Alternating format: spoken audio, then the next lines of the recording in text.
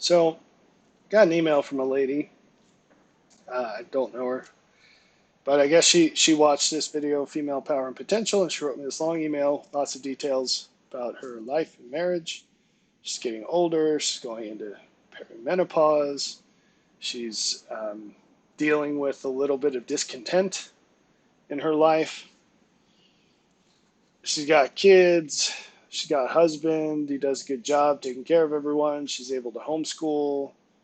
Um, but she struggles because she says that she struggles to feel like she's enough. She um, feels like she's tapped out on capacity, but her husband keeps engaging in more things in life. It's stressing her out. It's messing up the serenity in her house because she feels like she needs to organize things and she just doesn't have more resources to give. And on top of all this, she's sort of always battled with this thing that, he treated her super well while they were dating, and he's treated her well since, but he just seems to be less interested in her. And that happened, not too long after they got married, as it tends to. And she's just trying to feel like she's good enough, etc., etc. Okay, so the one question is there anything I can do to get the spark back? Not really. Not really. So let's just be brutally honest up front. Here's the thing. And this is so what should you do about this? The number one thing isn't let me find a solution so I can get the magic back, because that's not going to happen. The number one thing is teach your daughters and your sons the truth. And when you get through with that, teach all young people you can reach the truth, which is that men and women ought to be selecting men and women that they feel will be optimal in the second 40 years of life. And that's something that almost no young person is going to listen to, but at least when they get there and they realize you were right, they won't be able to say, well, no one told me. So I really appreciate that this email brings up this idea that, this lady loves being at home, making a home, creating beauty there, transforming what her husband brings in into things that are even better. And that's awesome. And she writes about some of the things she does. And it sounds like, from the picture she paints, any kid would be lucky to have her as a mom. A husband would be lucky to have her as a wife. Uh, but she says how she's tapped out and she feels guilty about that. You shouldn't feel guilty about that. Every person has a limit. I mean, just to get personal for a second, we have 5 kids. I wish we had more kids. Can my wife have more kids? No, she cannot physically. But also, she couldn't handle more kids emotionally. There's no way. Or organizationally. And she knows that. We've talked about it. It's not a big deal. It is what it is. So even if she could have more physically, we probably wouldn't have more because she's at her limit. And that I bring that up, one, because it's mostly a physical thing, and two, because it's a huge thing. It's kids. Do I have the resources to support more children? I do, both as a dad and monetarily. Would I like more children? I would like more children. Although I'm getting old and tired and extra grumpy. But for the time being, yeah, I'd love to have more children still. And so there's a limit, and it's not for me, and it is what it is, right? And that's okay. Guess what? People have limits. If my wife said, I want you to blow up our house and build it from scratch, I'd say, I'm sorry, I just can't do that. I'm not 25 and my body's all busted up. I'm like a full-time maintenance man around here as is, but I can't do that. There's no way. And if that's really what she wanted, like, hey, sorry, just can't do it. That's okay. There's a such thing as limits. Now, um,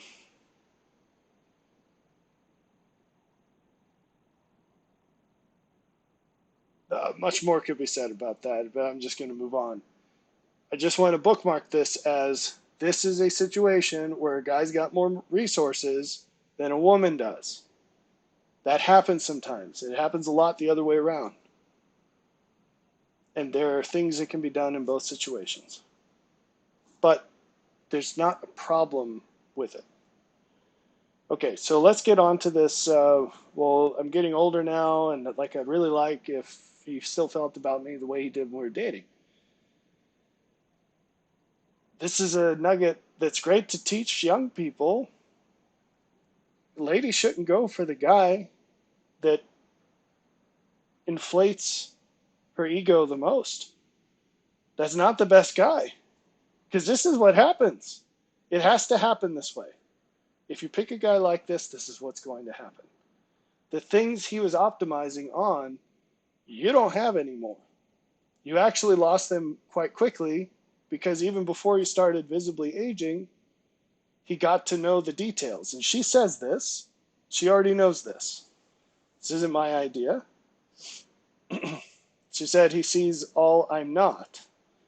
And he's disenchanted, or he started to see that right away. Yeah. Yeah. So, as far as trying to find your self-worth, yada, yada, yada, there's this theme through the email that this lady's not alone in any of these feelings she has. That's one reason I'm making a video. The fact is that a whole lot of ladies are distraught because they know that they're not bringing to the table what their husband is. Now, in some cases, it's the other way around, but that's not what's going on here. And they're like, I just wish that I could bring in everything my husband does. Why? The question is, are you doing your best? If the answer is yes, then rejoice in the fact that he loves you. Have we ever seen this pattern before of nothing you ever do will be enough to pay him back? She talks about that, paying him back.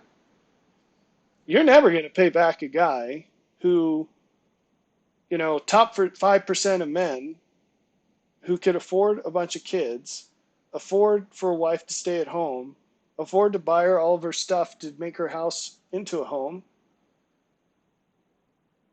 and is happy with that. Are you a 5% woman? Those are some low odds. 5% times 5%, it's possible.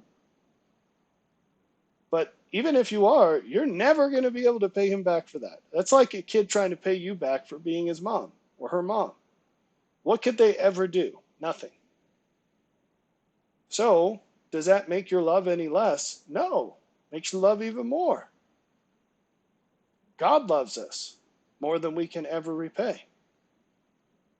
Does that make him sad? No. And should it make us butthurt? No. It should make us rejoice.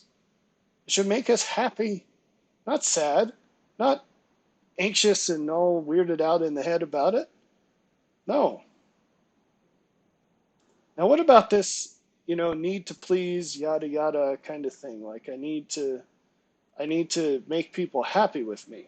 No, you need to serve people.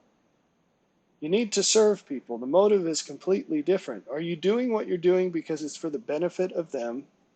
Or are you doing what you're doing because it's actually for your benefit?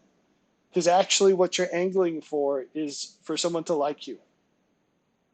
And that is what's going on in many, many, many, many cases with the ladies. They're very much angling for the approval of other people. You need to be angling for the approval of God alone. And what does he want us to do? To serve one another. Not for what we get out of it, but just for what we give. So, there you go. Those are some brief thoughts on this. You really shouldn't be angling for the approval of others. The only other thing I was going to mention here is there's a little snippet here about, she's doing all these things around the house all the time, whatever. And she'd like to pursue her own kind of activities from time to time. But she feels guilty doing so because She doesn't feel like she should be doing it. Yeah, well, if you don't have time because your plate's already full with your duty, you don't have time for that. I mean, is there a long list of guys who have all this free time to do stuff that, they really wanted to get into yoga or something?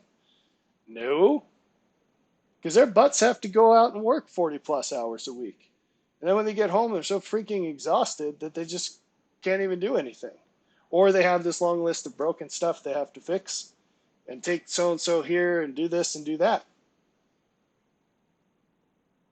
So it's called life. Deal with it, right? If you want to know a secret, the best way to get hobbies into your life is to choose to enjoy the things that you have to do anyway, right? So, I mean, long story short, it sounds like from an outsider's perspective, you've got a dream life going on, lady. I don't know you. I only know what you said in this email, but I have known several people who have a situation like this. And likewise, they still manage to find something to be unhappy about. Not that you're unhappy, whatever, but you cared enough to write an email about it. You're distraught enough by the fact that you know that you're still seeking something better. That's out of your reach. You're not going to get it, but you still want it. Maybe you should rejoice in the fact that you've probably got it better than 95% people in this country, and even a way higher percentage in the world. So there's that. It's really important for us to be grateful for what we have. And I think, unfortunately, this is a problem for people. This is a problem for people. So if you've got a good marriage and all these resources and the ability to do these things with your kids, be happy about it. It's a good deal.